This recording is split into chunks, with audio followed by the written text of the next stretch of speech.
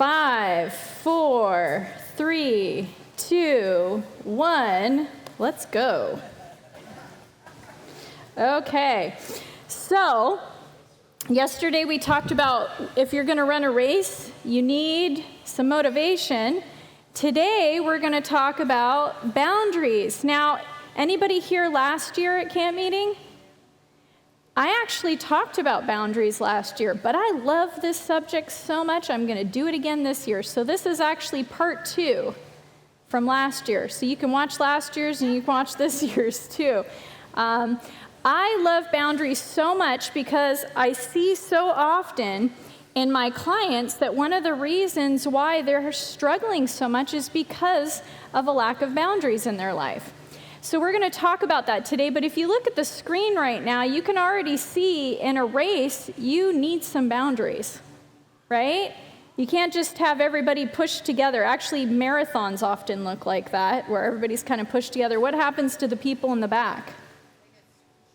They get pushed back and they don't get the chance that the people in the front do. Now, I'm sure there's some organization that goes on with that, but if you're running a shorter race even, you have to separate everyone. As you can see in this picture, they all need to have their proper space. And that's the same way in our lives too. We need boundaries. We love boundaries actually, and I'll prove it to you later. But we're going to look at some different types of intelligences. Oh, this screen got mushed a little bit. I transferred this from Keynote to PowerPoint, so it didn't totally translate well. But we're going to look at some different types of intelligences. Anybody in this room ever worry that you weren't smart enough? Ever worry that you weren't smart enough? I felt that way in school. There were, even in the little school that I went to, it seemed like I could never, do as well as some people at certain things. But I'm going to give you a sigh of relief today when you hear about this. Did you know that there are 8 types of intelligences? A man by the name of Howard Gardner came up with this concept of multiple intelligences theory. And what he proved through this as a psychologist is that people are not born with all of the intelligence that you will ever receive. Did you know that? That's good news. I mean, we kind of know that because little kids learn things as they grow up. But even if a child is naturally good at something, you can continue to get better at that or worse at that, and you can get better at other things too. And all of these things are included in intelligences. And there's no one single type of intelligence. Which one do we typically think of? Without looking at the picture, what kind of intelligence do we usually think of? Like book smart, academic kind of intelligence. That's usually what we think of. But there's actually 8 different types. And you can see from this picture, that didn't get mushed, but you can see from this picture that there's multiple in here. And one is a naturalist. You can see on the top left, the larger top of the left. This is understanding living things. People who are good at farming and that sort of thing. You can see spatial. Some people are spatially intelligent.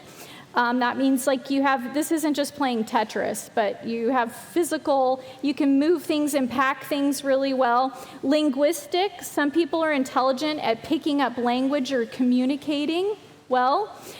Some people are, on the top right, bodily or kinesthetic intelligent. Physically, they can do all kinds of things. You're like, how does that person play this sport and that sport? How do they move around so well when I feel like I'm clumsy? That sort of thing. Musical. Anybody in here musical? If you're a good Adventist, you're musical. I was not raised to be a good Adventist, except what my school provided. My parents didn't give me music lessons. Between my husband and I, if we had a child, that child would not be musical very well because neither of us got that growing up. But you can be musical in many different ways, and some people are intellectually or musically intelligent. And then, of course, there's the logical and mathematical. That's one of the ones that we know. And the mathematical and logical and the linguistic are actually the two most valued ones in society, not because they are the best ones, but we tend to uplift those, like make people feel good when they have those, versus the other ones, even though you can make a very successful living at any of the other ones. But the two I want to talk to you about today are the bottom two, but before I do that, I skipped a slide, sorry. There are actually some people, or Howard Gardner actually said that he thinks there should even be other types of intelligences that weren't included in this list, things like spiritual intelligence, things like moral intelligence or existential intelligence, like understanding our existence and that sort of thing.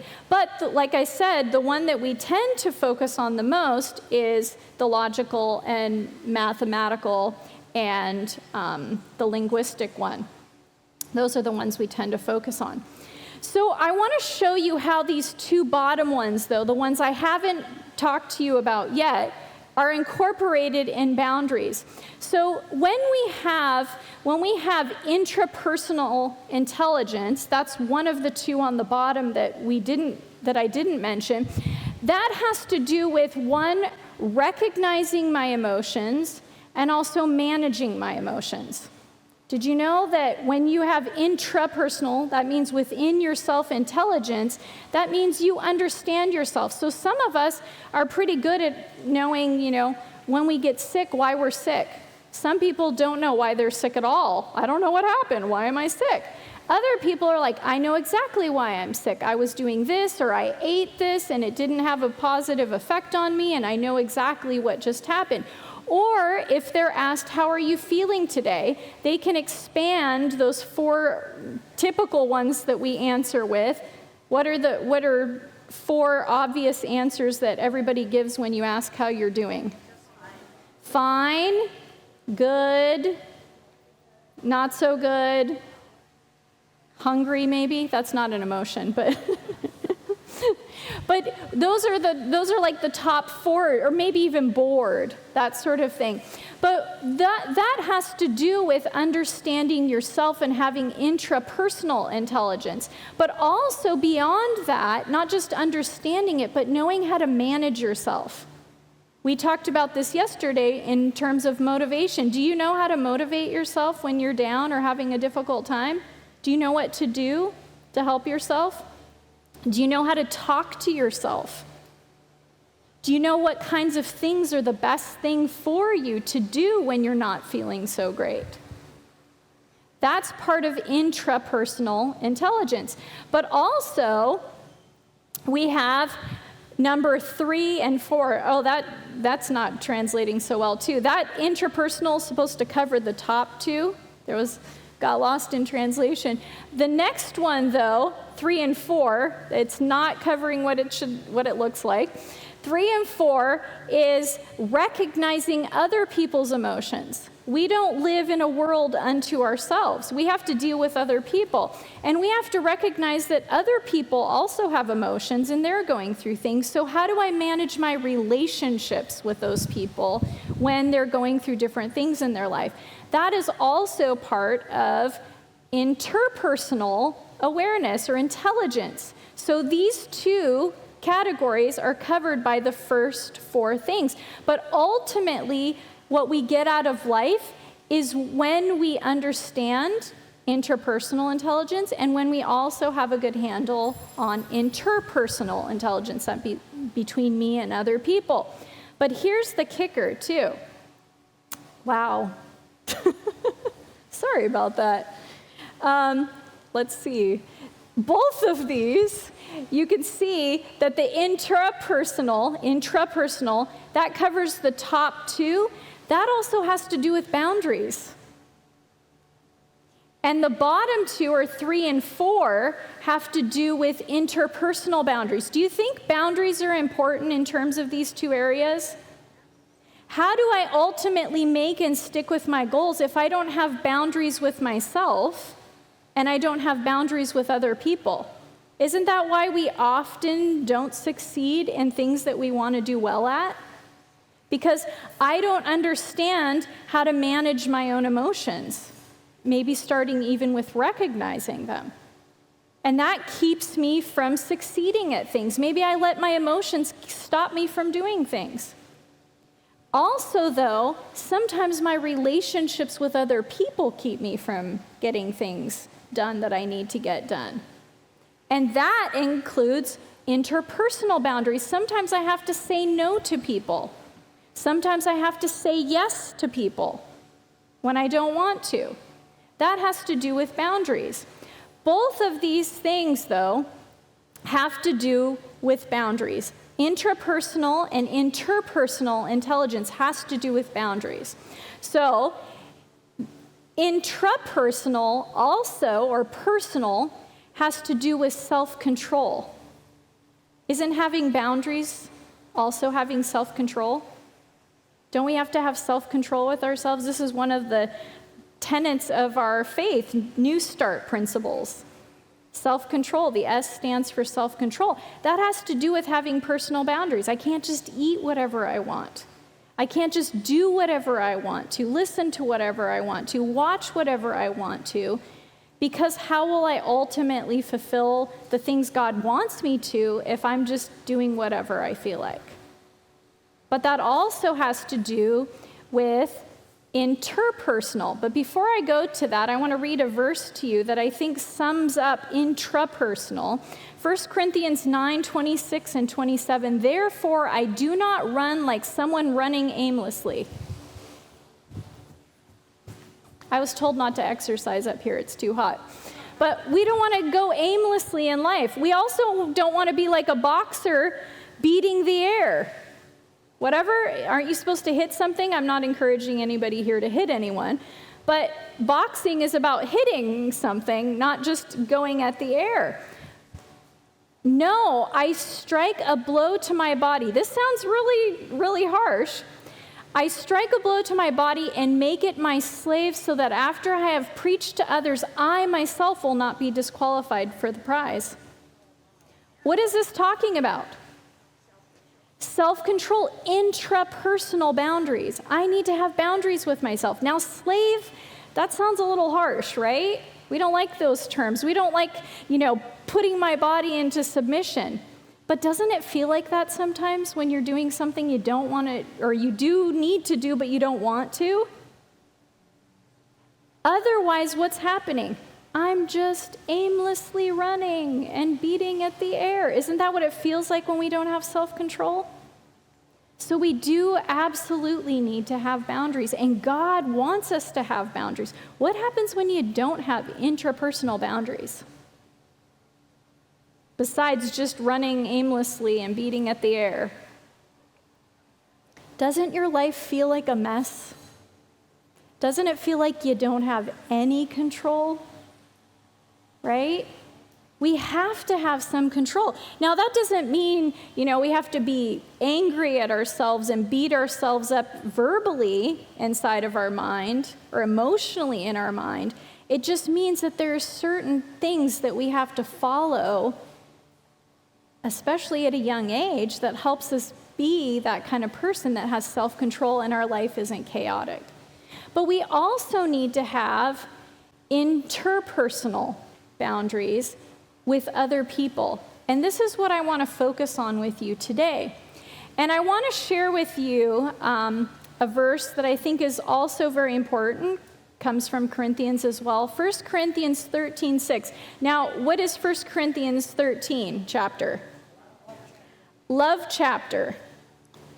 Sometimes when we use the term love, though, it's a very cotton candy, grandparents who only look after the kids every once in a while, but they send them back home to mom and dad to do the real work kind of stuff. That's what we talk about when we talk about love. But in this verse, 1 Corinthians 13:6, it says, love rejoices in the truth. And I want to share some truth with you today, because a lot of times we struggle with boundaries with other people because up here we don't have the truth firmly in our minds. We don't consider, am I telling myself the truth, or am I just parroting things I've heard other people say? Or I've seen other people do, or things I've been doing just all my life and I didn't know they weren't working out for me. So the first thing, I'm going to go through 10. I don't want to scare you, though, with that number. That sounds like a lot. I'm going to try to go through them quickly, and I'm going to keep track of my time, too. But the first one, the first lie, remember, we're rejoicing in the truth, so we got to share the lie so that we can also share the truth. The first one has to do with codependency. One of the lies that we tell ourselves, one of the lies I think that Satan perpetuates, is this lie that I am nobody without a somebody in my life. Now, if you're single, all you need to do is be awake at New Year's, Valentine's Day, and every other holiday, even Christmas now if you watch a Hallmark movie. All of these things, what do they tell us? The ultimate in life is to be attached to somebody else. Now, in all honesty, the ultimate in life is to be attached to someone. But it's not the one we often think of. So you are not nobody without somebody. But what happens when we believe this and we become codependent? We start dropping boundaries with other people. And one of the ways that we do this is something that I talked about yesterday in terms of motivation. We don't have a proper assessment of what is important to us. We let people around us decide those things for us. Even sometimes our parents. Now, I'm not against parents. I think parents are great. But sometimes we don't always have the healthiest parents. Sometimes parents, and I'm seeing this more and more and more, they're letting their kids decide their values. Or sometimes we're in a marriage and we let our spouse decide our values even when they're not in line with God's values. And so what I want you to understand and even consider, and again, I'm not against marriage. Obviously, I'm married and I love being married. I'm not against parents. I think parents are great, and I'm going to touch on that later too. But who is our ultimate authority that we should be codependent on? Christ. And oftentimes we set him aside and bring somebody else into that spot and let that person decide who we are. And we become codependent so that we can't stand up for the right, though the heavens fall. And so one of the best ways to do this is to consider, if I'm the only person on this planet, what do I believe about health? What do I value in terms of health? What do I value in terms of money, family, job, according to God's word, not just what the culture around me tells me?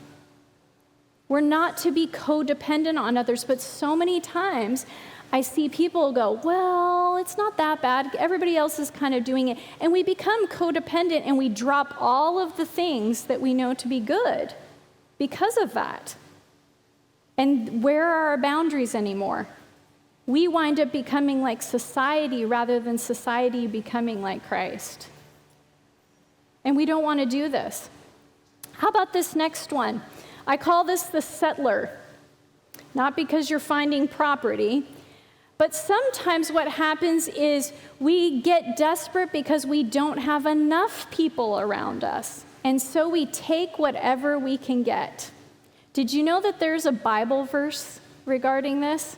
Isaiah 55 verse 2 says, "Why spend money on what is not bread?" Now you can take this literally, but I want you to think metaphorically in terms of this verse. Why spend money on what is not bread and your labor on what does not satisfy?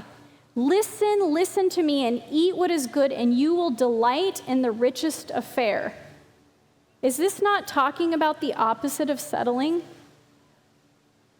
We often settle for the worst, well, maybe the best society has to offer, and we don't give God a chance to give us his very best because we settle. And this is one of the ways that we let go of our boundaries. And we don't say, no, I'm going to do what God asked me to do no matter what. even if I feel desperate and lonely, even if no one else around me seems to be doing what they're supposed to be doing or what God asks us to do, I'm not going to join that. I'm going to stand firm. Here's another one that keeps us from having healthy boundaries. This one I call the guilty party. This is when we believe we're responsible for everything. Have you ever met somebody, maybe this is you yourself, and you are addicted to saying, I'm sorry. I'm sorry. Oh, I'm sorry. I'm sorry. I'm sorry. I'm sorry. I'm sorry. Where does this come from? Sometimes this comes from growing up and learning to be a people pleaser. How does that work? Maybe we're told we're responsible for everything, so now anytime I'm anywhere with anyone and something happens, I start apologizing for that. I've had people in a group, because I do a group Monday through Friday typically, I've had a person on one side of the room drop their paper and another person on the other side of the room go, I'm sorry. Like, did I miss something? What just happened? I don't think you had anything to do with them dropping their paper. Or even more intense, maybe someone's having a bad day and another person decides it's their responsibility to make sure that person is having a better day. Now, I'm not against helping people, we're Christians, right? We're supposed to do that. But what happens if we drop boundaries to make somebody feel better or do something that maybe we're not responsible for doing? You know where this often happens? Parents. I see parents do this. What happens when kids struggle? Sometimes maybe they bring homework home and it's the day before it's due the next day. And parents feel guilty because, did you know there's two types of guilt? There's appropriate guilt. Appropriate guilt is I did something wrong and I'm responsible for making amends or making it right or apologizing. But there's another type of guilt. There's irrational guilt. And sometimes what happens is we grow up in environments or we learn that somebody else's problem is now my problem. I have to take care of it. What does that do, though, when I take care of their problem? I'm not letting them see the consequences out of their decision. And so if I'm a parent and I take over and I start doing the work for my child, what happens? They're not going to learn how to do it. And also, what's going to happen the next time they get homework? Oh, I don't have to do it. I'll just wait until the last minute and mom or dad will take care of it for me. And so sometimes what we do is we think we're guilty when in fact someone else has done something wrong. And I'm going to overlap this with another one later too. But I don't want any of us to take responsibility for someone else's behavior, just like they shouldn't take responsibility for my behavior. You know what happens sometimes when we do this, though? We keep the Holy Spirit from convicting that person when we keep taking it on ourselves to fix it and to compensate for it. And that person doesn't ever have to face the conviction that they should be experiencing. And again, I'm not talking about every single circumstance in every single case, but I've seen this happen where people are so apologetic about everything that they take on other people's guilt. Do you know what happens, though, when this takes place? We get really confused. And I start taking responsibility for your guilt, or your guilt, or your guilt, and I stop taking responsibility for mine, because I don't know the difference anymore. Remember, we're uncovering the truth and exposing the lies. And sometimes people get really confused because they don't know the difference between rational guilt and irrational guilt. And I see people walking around, they can't face the stuff they're doing because they're so focused on the things they haven't done, but they're taking responsibility for that somebody else has done. It's important that we don't do that. That doesn't mean we can't help them deal with the consequences and show them like, hey, maybe if you did this or something like that. But it doesn't mean that we take full responsibility for the consequences of their behavior. Now, here's another one, the romancer. I have noticed in our culture, we have one word for love, right? It's love. Have you ever noticed in other cultures and languages, they have multiple words for love? Why do they have multiple words for love? Because not all love is the same kind of love. You know, you have brotherly love, you have romantic love, but in our culture, we only have one word, and I think sometimes that makes it confusing for people, and they think they love everyone if they feel love. But it's not always love. Actually, we might have other words too, like lust, you know? But sometimes what we want or our expectation isn't reality, and we make our feelings the dictator of all things in our life. And so if I feel like I should do something, I should do it even if that's not the rule. And how this plays out, we had this happen. I was actually talking to somebody in here who has seen this as well because they work in the prison system. But in California not too long ago, and even before that, I think on the East Coast, there was a news article, story, because I didn't read it necessarily. I heard about it, and it was that a man broke out of prison, and I knew exactly what happened when this. Does anybody know how you break out of prison nowadays with all the security that we have? Somebody helped you. And who do you think helps the prisoner get out? A guard. And specifically, what type of guard? A female guard. And I knew it as soon as I heard it, because I used to work in the group home with at-risk kids, and I saw this happen all the time. They would groom us. That's a word that you do when you're manipulating someone. They would groom us, or try to at least, for some of us. And they would say all kinds of lovely things. And then what would happen? The staff would drop their guard and then start doing extra favors for kids or letting them get away with certain things because of those feelings that they felt inside. And I watched over and over and over again as staff would get fired because they broke certain rules because of what? They were romancing the moment. Oh, well, this kid wouldn't do this. Oh, they're so nice. But what was the rule? The rule was there for a reason. We don't let the kids do this. We don't let them do that. Because we knew better. What comes out of all of that when you drop the boundary? And this is what we do sometimes in our lives too. We look at something and we go, oh, but it feels good. Or they look good. You know, one of my favorite, they're such a nice person. They wouldn't do anything like that. Do you know that you are actually doing the very thing that you think you're not doing in that case? Do you know the Bible says that we're not supposed to judge people? What do we usually think of that, though, for? To condemn people. But why are we not supposed to judge them or condemn them? Because only God knows the heart. Right? And we're assuming we know that they're bad. So what do you think we're doing when we say, oh, but they're a good person, they wouldn't do that? Aren't we also judging the heart without truly knowing the person?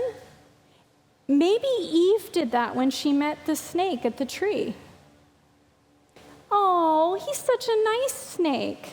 Look how pretty he is. And he's telling me about the fruit, and the fruit looks nice.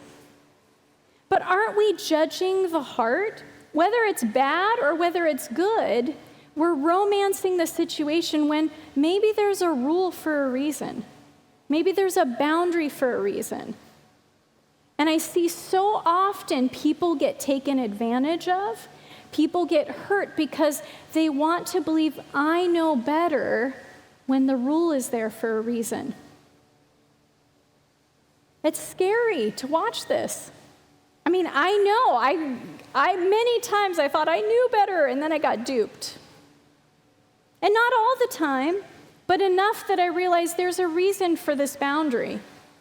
And I should probably abide by it because I'm probably going to struggle a lot more if I don't. How about this one, the rescuer? Sometimes we deal with people who, seem to be victims. They're struggling, they're having a hard time. But what happens if we jump in and rescue them all the time? Have you ever heard the term learned helplessness? Anybody in here learned helplessness? You've heard of that? Look at this picture. What's happening here? This elephant has acquired learned helplessness because what happened? As a baby, that elephant was tied to a stake or a post and pulled and pulled and pulled and pulled, and the stake would never give. So what do you think happens now that baby elephant is now a full-grown elephant, and that post is not anything to contend with? I could totally take it, but the elephant doesn't know better because what happened when it was younger? And some of us are rescuing people this way. We perceive, oh, you need help. And so we rush in to help that person, not realizing they actually have the capacity to do it themselves. It just might take a little bit longer, and it may not happen as quickly as I'd like it to. And so we drop the boundary, and we go, oh, I'm going to rush in this time and just take care of it. But what happens when that person grows up? What happens when that person maybe can do a lot more than they give themselves credit for because we keep rushing in to take care of it? Learned helplessness. Do you know one of the best things that you can do with somebody who has learned helplessness, or maybe you've been rescuing for so long? One of the best things that you can do is say, I have all the faith that you're going to be able to figure this out. Isn't that nice to hear? Even when you're feeling like you don't know what to do, somebody has hope that you'll be able to figure it out. It's actually part of creating resilience and grit in people too. If you never struggle, what happens the next time you struggle? You give up as soon as it happens. But if you struggle and you overcome, what happens? You learn things. I heard a story years and years ago of a boy who was born, well, he wasn't born blind, but he had a degenerative eye disease. And his mom knew this because the doctor told her, and the doctor said to her, your son is never going to remember seeing. And she had to make a decision then. She's like, what am I going to do? And she decided that she was never going to tell her son that he was blind.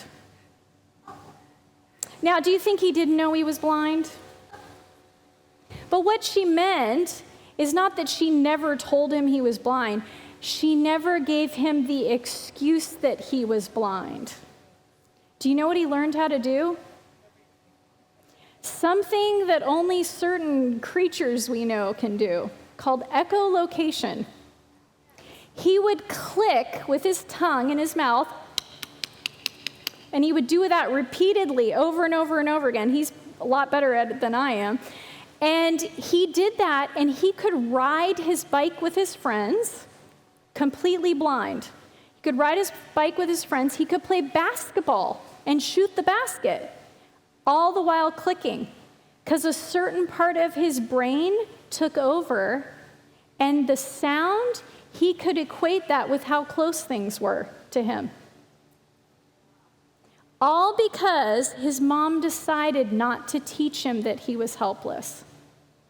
And sometimes a boundary means stepping back and saying, I'm going to let this person try on their own. Just because I've never done something doesn't mean I can't do it, if I have the capacity to do it. So if I can tie my shoes, Could I untie an electrical cord that's gotten wound up? Absolutely, because what do they both take? A little bit of dexterity with my fingers. But just because I haven't untangled a cord before doesn't mean I can't do it, even when I say, I don't know what to do. I can't do this. It's too hard. So one of the best things that you can give somebody is their independence. You don't want to make them dependent on you to rescue all the time. How about this one? Savior complex. This goes hand in hand with the rescuer, but there's a different focus on this. This is when I believe I'm not anything unless I'm needed. So what winds up happening with this? We rush in and take over. All the while, maybe our family is hanging back going, are we going to be able to leave yet? Because I'm doing another thing and another thing and another thing. Maybe at work, I'm always the person to offer to do the next job, even if I have to stay late and my spouse suffers. Why do we do this, though? Because we believe that if I don't do it, I'm not needed. We already have a Savior, right? And He knows exactly how to save us. We don't need to rush around trying to find opportunities to save people all the time just so we can feel needed. And ironically, it actually does the opposite. It makes people continuously dependent on us. Instead of teaching them independence, which then they can come back and say, thank you for teaching me this, so you give them something else versus dependence. But oftentimes we don't think about it that way. We think, oh, well, if I don't do this, do you know, by the way, you can be replaced at your job? All of us can. Every single one of us. I don't want you to come in here and go, oh, you know, if I just do more, they won't want to replace me. You can replace somebody. What makes you irreplaceable is those extra things that you offer in the way that you interact with people, not just the job that you do. And when you make people feel like they can do things on their own, when we disciple people, that's something that makes you more needed in this world. Not just because you rescue everybody and keep them from having to deal with things. We already have a Savior. You are not Him. How about this one? Patience isn't a virtue. I actually very much believe in patience, but sometimes we say this phrase, time will make it better. When do you hear that usually? After a death, yeah, we hear this after a death and we go, oh, time will make it better. Have you ever met somebody who's grieving and they don't grieve very well and it just gets worse and worse and worse over time? This is the same way sometimes in our relationships. We stick things out because we keep telling ourselves time will make it better. Do you know why we do this, though? Fear. Fear of confrontation. I don't want to talk about it. I don't want to deal with it. I don't want to get help for it. I don't want to face it. So I'll just tell myself time will make it better. The only way things get better is if you confront them. And sometimes in our relationships, we don't want to confront things. And we drop our boundaries and we say, I'm not going to do this because I don't want to upset it. But then you know what happens when you confront things? You get to see what the other person is made of. Now, confrontation doesn't mean you have to argue with somebody, by the way. But you have to bring it up, and you have to talk about it. But if you never bring it up or talk about it, what happens? It just goes on and on and on. How would you feel if somebody had a problem with you and they never told you about it? Wouldn't you be upset? Wouldn't you be hurt if you found out later from someone else maybe that they had a problem with you and they never told you? So when we confront issues, what we're actually doing is giving the relationship an opportunity to get better. And one of two things typically happens. What are those two things? One, the relationship does get better, or two, the person decides they don't want to do anything about it, and you're stuck with the same pattern. But then you can make a decision about what to do with the relationship. But if you never confront, we don't want to confront sometimes because we're walking on eggshells and we don't know what's going to happen, and we don't want to lose the relationship if we might lose it. But sometimes they're not healthy the way that they are, and we do have to confront things. So patience in this case isn't a virtue. You have to confront things, and that takes a personal boundary to do that. How about this one, supplier? I call this the supplier. Sometimes we're the eggs underneath, and we're dealing with somebody who's always doing things and hurting us, and we're always wrong, and they're always right. Have you ever played a game with a 4-year-old? Like a board game? What always happens when you play a game with a 4-year-old? They always change the rules. Have you noticed that? 1 minute, it's okay because they did it, but it's not okay later because you did it. And maybe you're winning, and so they get to roll the dice again or something, whatever the case may be, because they don't want to lose. And so one of the things that we need to do is recognize that we don't supply other people lies. We don't support the lie. Now, there's two reasons why we might be a supplier. Maybe they're telling us we're wrong or we need to fix things all the time. Two reasons why we might be the supplier and they're the taker. One is because sometimes people have immense amounts of anxiety.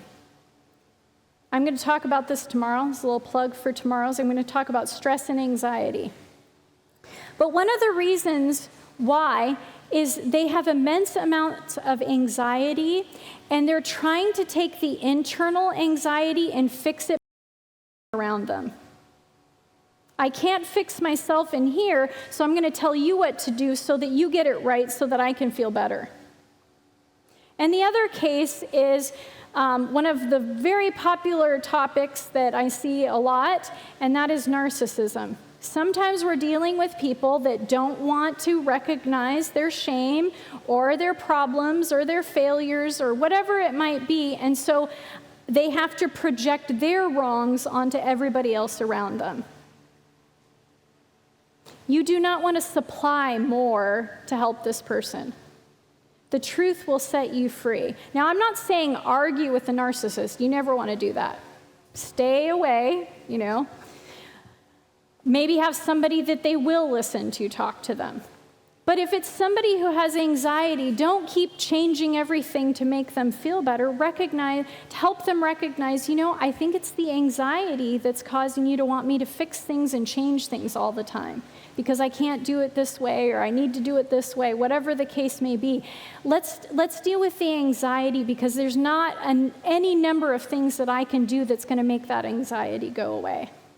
So let's focus on getting rid of the anxiety versus me just jumping hoops and, bending over backwards to make you feel better in the moment, but not long term. How about this one, enabler?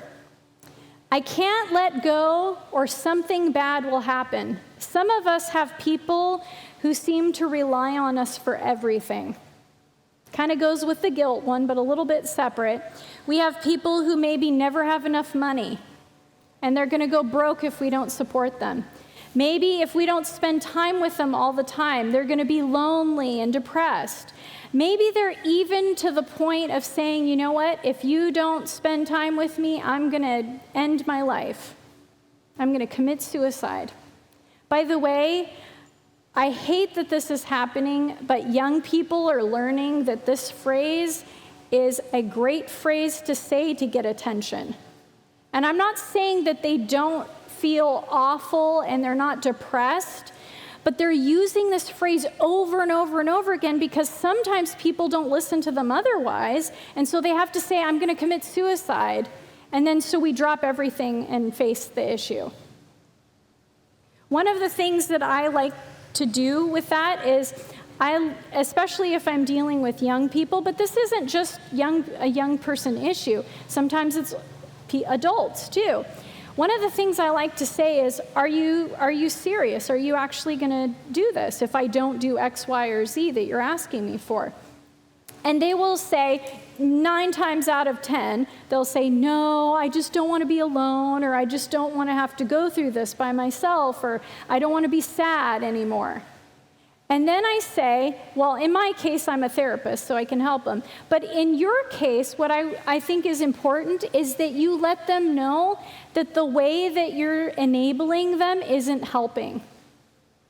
And one of the things that you can do is you can get somebody involved who does have the expertise to help. Sometimes they'll say, oh, I don't want anybody else, I just want you.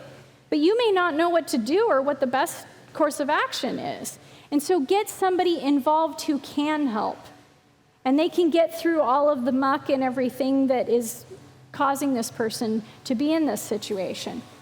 But the other thing you can do also is you can call the police. I know that sounds really drastic, but did you know the police don't just arrest people?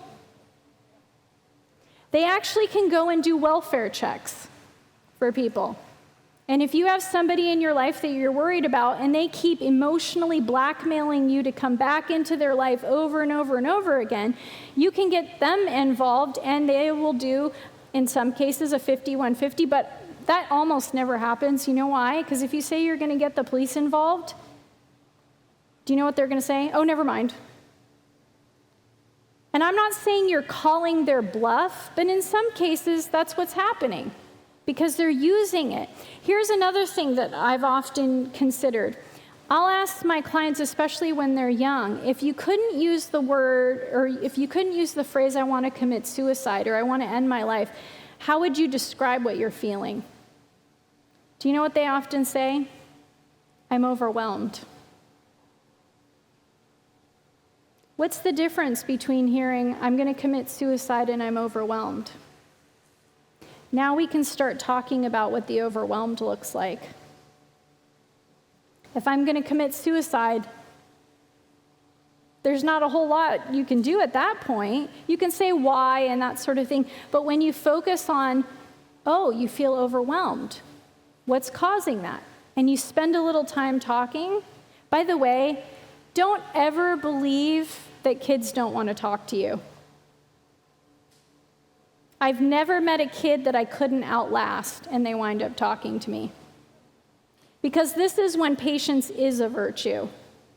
Most of us don't have enough patience to sit and really listen. We don't think we're capable of listening or knowing how to deal with teenagers especially. They're difficult. They often say a lot of harsh things, but at least they're honest. I love working with teenagers. I think it's fun if you can handle the stuff that they say. Sometimes they've even said, you're not the best therapist I've ever talked to. I'm like, oh, what did you like about your other therapist? I'm gathering information into my arsenal to help me. But we don't want to enable people to just hold us in. Sometimes it can be with money. I've met people who are sending people, kids, relatives, money all the time. Why might you need money besides you just can't get a job? Sometimes because they're not doing the work to get the job, or they're not sticking it out at the job. If you keep giving money, what's happening? They're just going to keep it, you're enabling them to stay in that situation. Sometimes the best thing you can say is, I'm willing to do this if you're willing to do this. And sometimes they'll say, no, I don't want to do that. I go, oh, I'm sorry. Well, when you are willing to do that, come back and we'll talk. It's a great way not to enable. And the last one we're going to talk about is the dreamer. If you look at this picture, what do all three of these pictures have in common? They are selfies, but there's another thing they all have in common. I have a fan here. I'll just tell you, because I'm not sure if somebody said it. They all have a filter on them, right? The girl that looks like a dog, obviously she's not really a dog. Then there's the girl that has the lei. That's not a real lei. It's a filter that the camera has. And even the sunglasses are filter.